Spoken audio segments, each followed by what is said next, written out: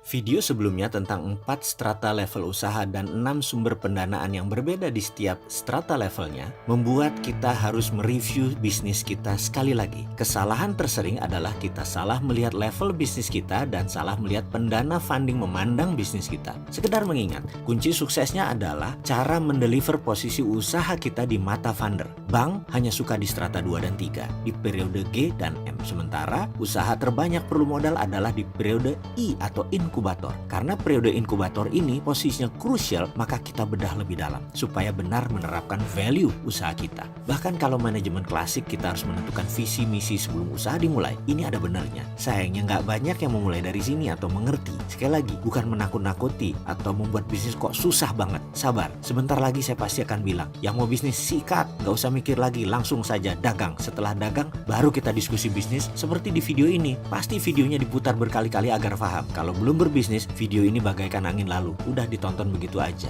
Kita lanjut. Identify value, penentu nilai. Value inilah yang membuat Wright Brother membuat pesawat terbang. Value lah yang membuat Steve Jobs dan Wozniak membangun Apple. Value lah yang membuat Zuckerberg membangun Facebook. Jadi kunci utama sebelum ke inkubator adalah identify value, menentukan nilai. Nilai bisnis, nilai Anda, nilai pasar, nilai perusahaan. Bisakah sahabat menentukan nilai tadi? Gampang kan? Kita lanjut. Setelah identify nilai dilakukan, baru 3 hal yang dikenal dalam dunia manajemen dinamakan 3S, strategic, structure, system dilakukan. Ini saya berusaha menjelaskan secara sederhana satu persatu. Saya tahu jadi pengusaha itu sulit, matrik berpikirnya banyak, multitasking job. Jadi memang harus selalu bersemangat. Pengusaha itu bukan pedagang, bukan penjual. Jualan itu merupakan salah satu dari puluhan hal yang dikerjakan oleh pengusaha. Semua pengusaha itu bisa jualan, tapi tidak semua penjual bisa jadi pengusaha. Trading atau jualan adalah barang orang lain yang Anda jual, seperti toko kelontong, warung rokok, penjual asuransi, sales property, MLM,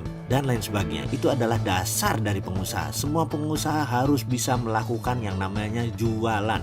Menjadi pengusaha adalah lompatan spiritual. Bisa 5-6 kali lebih rumit dari berdagang. Besarnya sebuah bangsa adalah sektor pengusaha swastanya yang menentukan, yang mampu menghidupkan para sales, yang mampu membayar gaji para akuntan, legal, pajak, memutar ekonomi dengan chain of production. Semakin panjang chain of production, semakin besar revenue sales perusahaan dan semakin rumit organisasi bisnisnya. Kita belum masuk diskusi chain of production, belum masuk global chain dunia. Rantai produksi biasanya awalan starter inkubator. Biasanya rantai produksinya pendek, hanya 3-5 step sudah langsung dagang. Contoh, Anda seorang trainer, mata rantai produksi hanya Anda jualan proposal ke perusahaan, modal bawa diri presentasi masa lalu dan proposal latihan yang dibutuhkan oleh perusahaan tersebut. Ketika purchase order keluar, Anda menyiapkan materi, makalah, lalu mengajar dan menagih. Semakin tinggi harga perusahaan, semakin menuntut jasa Anda lebih banyak. Di awalnya misalnya ada pre-test, di akhirnya ada post-test, ada laporan setiap sesinya dengan cuplikan video pelatihan, dan ada laporan dari Anda ditambah coaching setelah training dalam 3 bulan, kemudian ada review, dan hasil dari pelatihan tersebut ada growth, ada pertumbuhan di penjualan, ada behavioral changing di manajemen. Kesimpulan, rantai pelatihan menjadi panjang dan ini membedakan satu usaha pelatihan